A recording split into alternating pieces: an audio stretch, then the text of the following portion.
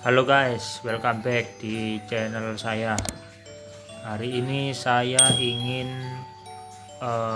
memvideokan mengenai proses menguras bak dari salah satu turtle saya.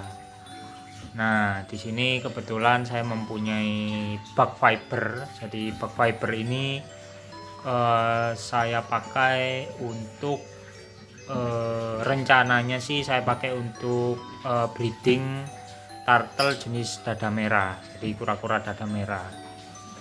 Nah, untuk ukuran dari fiber box ini itu sekitar 120 panjangnya, lebarnya sekitar 50, untuk tingginya sekitar 60-70 cm. Nah, fungsi dari bak pasir ini sendiri itu adalah sebagai media bertelurnya si kura-kura. Jadi jika mereka ingin bertelur, mereka akan naik ke atas bak pasir ini, dan apabila mereka ingin berjemur, dia juga akan naik ke bak pasir ini. Nah, kebetulan dalam bak ini saya campur ya, jantan dan betinanya saya kurang tahu untuk komposisinya berapa, karena saya pelihara kura-kura dada merah ini dari ukuran sangat kecil banget. Oke, terus simak video saya untuk proses pengurasan dari bak fiber dada merah saya ini.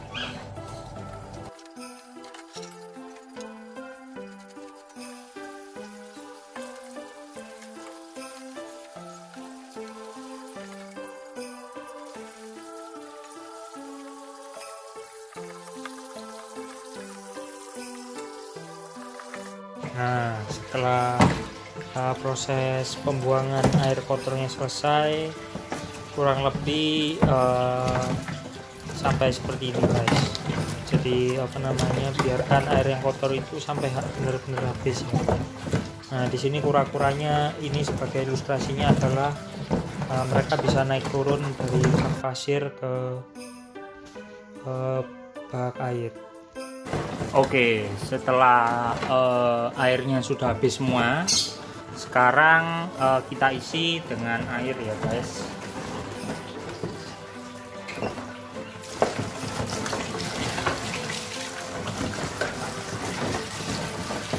Nah, pengisian air ini biasanya saya sesuaikan aja, sekiranya nggak sampai air ini masuk ke dalam bak pasir. Jadi supaya pasirnya sendiri ini nggak sampai tergenang oleh air juga, seperti itu.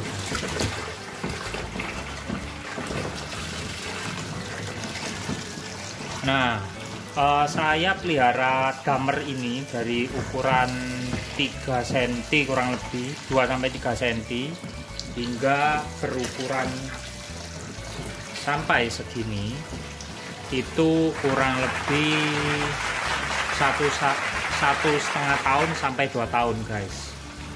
Jadi kalau kalian pengen cepet gede, pada dasarnya kura-kura ini menyesuaikan dengan tempat yang kalian berikan ya. Jadi kalau misalkan kalian taruh dalam baskom dan posisi baskom itu kecil, maka kura-kura tersebut nggak akan bisa besar kalau baskomnya itu nggak kalian upgrade, seperti itu. Nah, dulunya si damer ini saya taruh di bak kecil guys. Nah, terus lama-kelamaan mereka sedikit tumbuh, terus pada akhirnya saya belikan bak fiber ini, seperti itu. Karena memang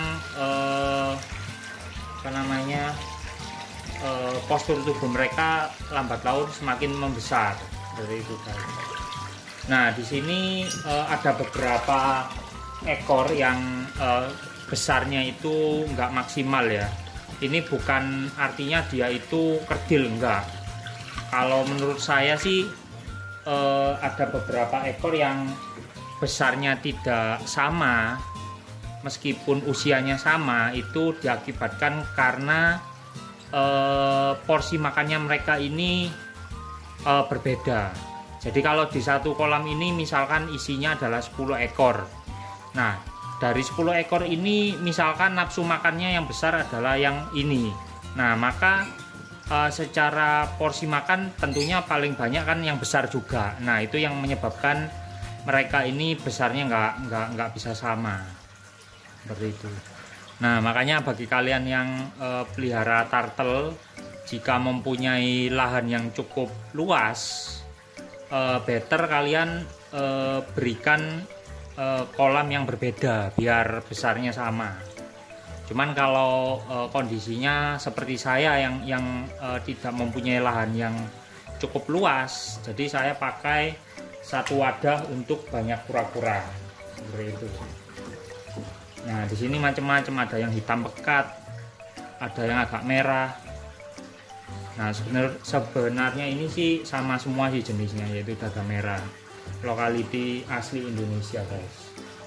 Nah, ini hitam pekat, kalau yang ini loh agak merah, beda-beda, guys. Nah, kebetulan dalam satu kolam ini saya sisipin satu ekor si Ben Rocky. Ini yang kapan lalu pernah saya ceritakan. Jadi saya sebetulnya mempunyai si Ben Rocky ini 2 ekor. Yang satunya kerdil karena kalah cepat makannya dengan yang ini. Kalau yang sudah gede ini sudah bisa makan pelet, guys. Kalau yang satunya masih belum mau makan pelet. Nah, peletnya sendiri saya biasa kasih merek Sankoi, guys.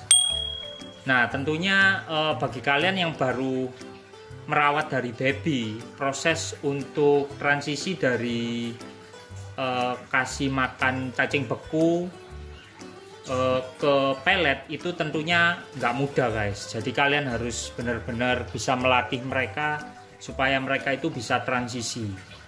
Nah, mungkin nanti di lain video akan saya jelaskan bagaimana cara melatih turtle atau kura-kura ini bisa mau makan pelet seperti itu, guys. Oke, simak terus ya, guys, sampai videonya habis, jangan di skip. Nah, sekarang adalah proses pembersihan filter talang yang kapan hari pernah saya unboxing. Nah, ini disikat-sikat aja,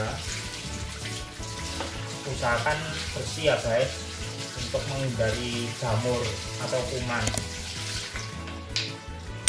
Nah, di sini terakhir saya belikan ini arang. Nah, ini banyak dijual di toko-toko ikan, guys. Pagi ini arang ini fungsinya adalah untuk menghilangkan zat amonia pada air. Secara fungsi dasarnya seperti itu. Nah, kembali lagi, semua media filter yang ada di filter talang itu kalian sesuaikan saja dengan keinginan kalian masing-masing. Kalau saya cukup dengan kapas filter begini. Nah, ini dengan adanya filter talang ini, saya biasa kuras kolam kura-kura saya itu seminggu 2 kali. Gitu. Karena sangat worth it menurut saya. Nah, sebelum saya pakai filter talang ini, itu saya seminggu bisa menguras kolam turtle itu kurang lebih seminggu bisa 3-4 kali, guys. Nah, di sini penting ya, untuk kebersihan kolam itu sangat penting sekali. Jadi kalian jangan menyepelekan, nanti aja ganti airnya, jangan, guys, kasihan.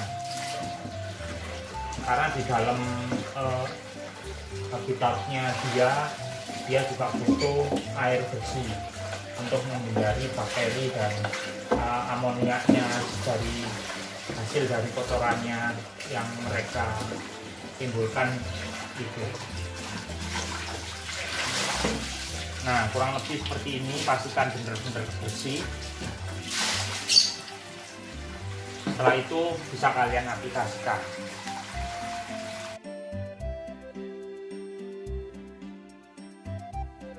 Nah, jika sudah bersih semua kapasnya, kalian peres saja. Lalu untuk arangnya bisa dimasukkan. Ini terserah, model dan ukuran arang ini sendiri bervariatif ya guys. Ada yang bentuknya persegi kotak, terus persegi panjang. Kalian sesuaikan aja sesuai selera. Nah, saya lebih suka pakai kapas itu karena simple dan bisa dibersihkan. Cepat banget memberikan kapas ini.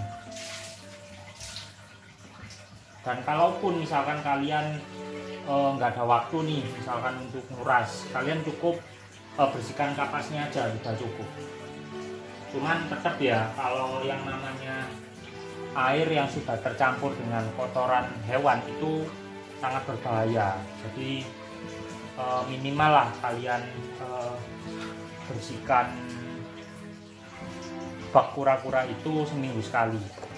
Gitu, guys.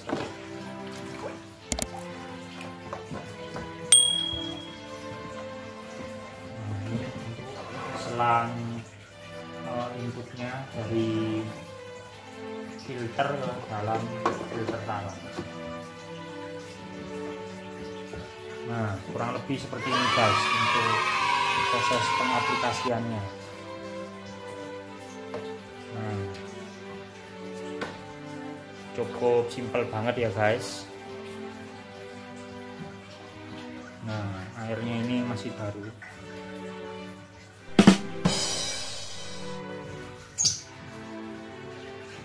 Oke guys, kurang lebih seperti itu ya.